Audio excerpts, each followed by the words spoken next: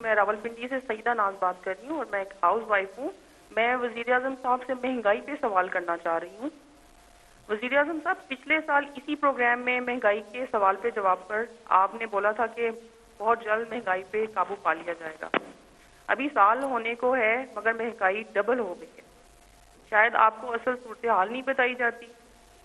آپ اور کچھ نہیں کر سکتے تو پلیز آن لائن جا کر آٹے کی اور دال کی قیمتیں چیک کر لیں اور ہمیں بتا دیں کہ اب تو ہمیں گھبرا لینا چاہیے. جی شکریہ. دیکھیں، پہلی چیز تو میں آپ کو ایک بات بتا دوں.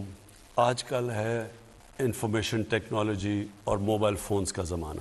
میں جب صبح اٹھتا ہوں 1 گھنٹے کے اندر اپنے موبائل پہ مجھے ساری انفارمیشن مل جاتی ہے کہ ملک میں کس طبقے کے اوپر کیا گزر رہی ہے.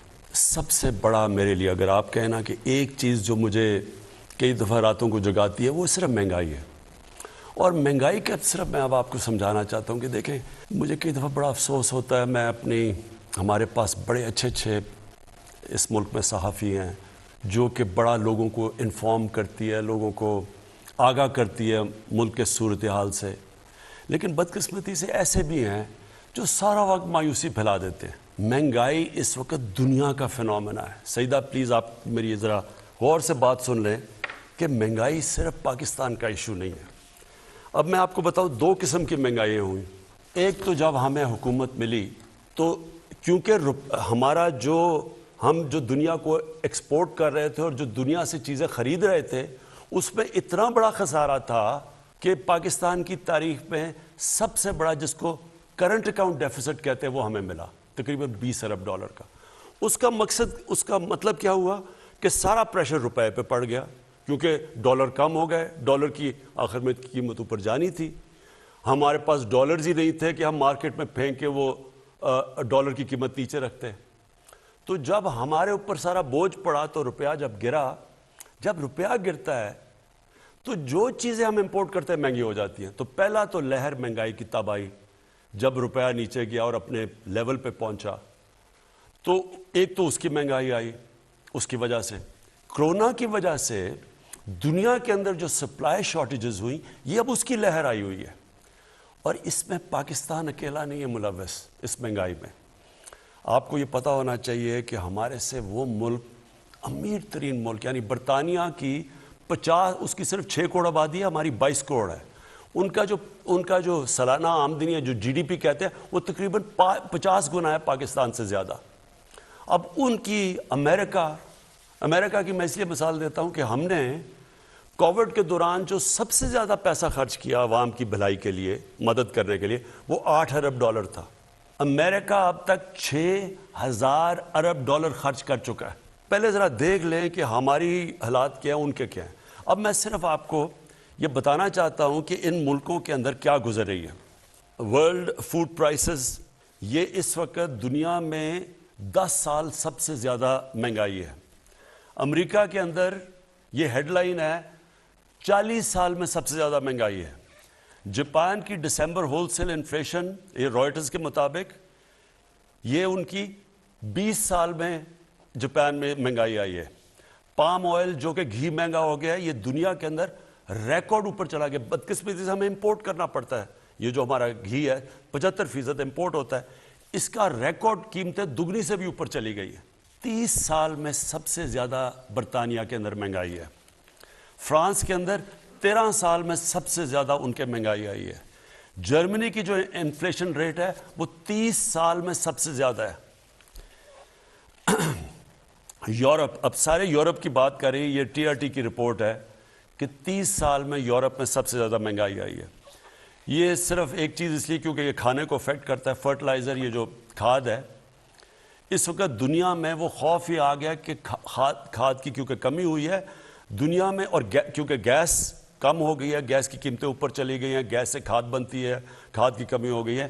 یہ بلومبرگ کہہ رہا ہے جو کہ وہ جو میگزین دنیا میں ساری دنیا میں اکانومیز کے اوپر لکھتی ہے، وہ بلومبرگ کہہ رہا ہے کہ یہ جو گیس کرائسس ہے اس سے آگے کھانے کا بھی کرائسس، یعنی آگے وہ کہہ رہا ہے کیونکہ کھاد کم استعمال ہوئی اور دنیا میں کم ہے تو اس سے کھانا بھی افیکٹ ہوگا. یہاں ایک اور آرٹیکل آیا، میں صرف جلدی آپ کو اس لیے بتا رہا ہوں کہ میں چاہتا ہوں کہ ہماری بھی میڈیا بیلنس کرے, اعتدال کرے, یعنی کہ اگر وہ کہتے ہیں ہم مہنگائی ہے تو یہ بھی لوگوں کو بتا دیں کہ یہ کیا پاکستان میں صرف مہنگائی ہے یا اس وقت وہ ملک جو ہمارے سے امیر ترین ملک ہے ان کے اوپر کیا گزر رہی ہے. یہاں کینیڈا کا ذرا سن لیں. کینیڈا کے 40% لوگ آگے سے ان کو فکر پڑی ہوئی ہے کہ وہ کھانے کے اوپر ان کے پاس وہ پیسہ نہیں ہوگا وہ کھانے کی خوراک لینے کا, کیونکہ مہنگائی کی وجہ سے. اب کینیڈا میں یہاں سے لوگ کروڑوں روپیہ خرچ کرتے ہیں کینیڈا کی سٹیزن شپ لینے میں کیونکہ وہاں خوشحال ہیں. ادھر کے اندر مسئلہ آیا ہوا ہے. تو میں صرف یہ آپ کو یہ کہنا چاہتا ہوں کہ دیکھیں, پہلے تو ایک سمجھ جائیں کہ جو کرونا ہے, جو کرونا کی پینڈیمک ہے, یہ ایک صدی میں 100 سال میں اتنا بڑا کرائسس آیا ہے دنیا کا. یہ اس میں ساری دنیا متاثر ہوئی ہے, ساری دنیا میں غربت بڑھی ہے. امریکہ کے اندر جو جس طرح 6,000 ارب ڈالر خرچ کیا انہوں نے کرونا کے ایفیکٹس دور کرنے کے لیے, وہاں لائنیں لگی ہوئی ہیں لوگوں کی کھانے کی چیزیں لینے کے لیے. تو دیکھیں ہم اس کا حصہ ہیں. جو چیز ہم امپورٹ کرتے ہیں وہ افیکٹ ہو گیا. تیل کی قیمت دگنی ہو گئی ہے, بلکہ میں دیکھ رہا تھا کہ وہ شاید اور اوپر چلی جائے. تو اس کا امپیکٹ پڑتا ہے ساری سوسائٹی پہ. بجلی پہ پڑتا ہے, تیل مہنگا ہوتا ہے, ٹرانسپورٹ پہ پڑتا ہے, مہنگائی ہوتی ہے.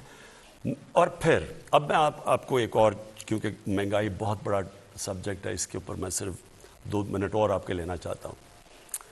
پاکستان کے اندر سب سے زیادہ جو مہنگائی کا امپیکٹ کون سے طبقے کو ہوا ہے؟ تنخواہ دار طبقے کو. تنخواہ دار طبقہ بدقسمتی سے جن کی سیلریز ہیں, جیسے جیسے مہنگائی ہوئی ہے یہ متاثر ہوا. لیکن میں آپ کو دوسری طرف یہ بتا دوں کہ کیونکہ پاکستان کے اندر اس وقت اللہ کا کرم ہے کہ ہماری گروتھ ریٹ بڑی ہے, اس کے اوپر میں بعد میں بات کروں گا. ہماری انڈسٹری کیونکہ سب سے زیادہ پرفارم کر رہی ہے, مزدوروں کے حالات بہتر ہوئے ہیں, کسانوں کا سب سے جو آدھی آبادی ہماری دیہات میں رہتی ہے, کبھی کسانوں کے پاس اتنا پیسہ نہیں آیا.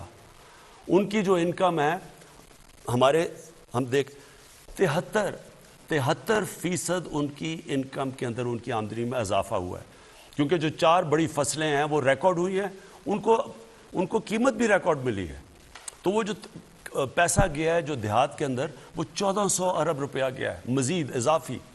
اس کی وجہ سے وہاں اتنا برے حالات نہیں ہیں. مزدوروں کے ٹیکسٹائل کے لیبر نہیں ملتی, اسکل لیبر نہیں مل رہی, ان کی تنخواہیں 40 سے 60% بڑھ گئی ہیں. کارپوریٹ پروفٹس ریکارڈ ہیں. اس وقت کنسٹرکشن کے اندر جو بوم آئی ہے, جو کنسٹرکشن کے اندر, اس کے اندر کئی جگہ مزدور نہیں مل رہے, ان کی بھی تنخواہیں اوپر گئی ہیں. صرف جو مجھے افسوس سے کہنا پڑتا ہے اور جو ہم نے ابھی ٹھیک کرنا ہے وہ ہے ہمارا تنخواہ دار طبقہ. ان کو اس وقت مشکل میں ہے. اور میں آپ کو یہ آخر میں یہ کہہ دوں کہ ہماری اب پوری کوشش ہے, جیسے جیسے ہماری اللہ کا شکر ہے ٹیکس کلیکشن بڑھتی جا رہی ہے, ہماری پوری کوشش ہے کہ ہم جیسے جیسے پیسے بڑھیں اپنے احساس راشن کے اندر بھی اضافہ کریں, اس طبقے کو جو تنخواہ دار ہے اس کی مدد کرنے کے لیے. اور انشاءاللہ جو ہماری لوور مڈل کلاس ہے, جو سرکاری نوکر بھی ہیں, ان کی بھی مدد کریں. اس کے لیے تھوڑا آپ کو صبر چاہیے ہوگا. لیکن میں پھر سے یہ کہتا ہوں کہ یہ صرف پاکستان کا مسئلہ نہیں ہے. اس وقت اگر دنیا میں اٹھا کے دیکھیں ہر جگہ یہ مسئلہ آیا ہوا ہے مہنگائی کا. وزیر اعظم صاحب, اس سے ملتا جلتا ایک سوال آیا کہ اگر کارپوریٹ سیکٹر میں اتنا زیادہ پروفٹ ہے تو وہ اپنے ملازمین کی تنخواہیں نہیں بڑھا رہے. جی یہ بالکل ٹھیک ہے. میں نے بھی ان کو اپیل کی ہوئی ہے کہ کارپوریٹ میں ریکارڈ پروفٹ آئے ہیں. میں دیکھ رہا تھا کارپوریٹ پروفٹ 980 ارب روپے کے ہوئے ہیں. اور میں پھر آج اپیل کر رہا ہوں, اور میں ان کو بلا کے بھی بڑے انڈسٹریز کو کہوں گا کہ آپ کو مدد کرنی چاہیے. آپ اپنے جو مزدور ہیں جو آپ کے کام کر رہے ہیں ان کے لیے ان کی تنخواہیں بڑھانی چاہیے, کیونکہ آپ کے ایسے تو نفع کبھی ہوئے ہی نہیں ہیں جو آپ کے پاس آ رہے ہیں. تو آپ کی ذمہ داری ہے کہ آپ ان کی بھی تنخواہیں بڑھائیں.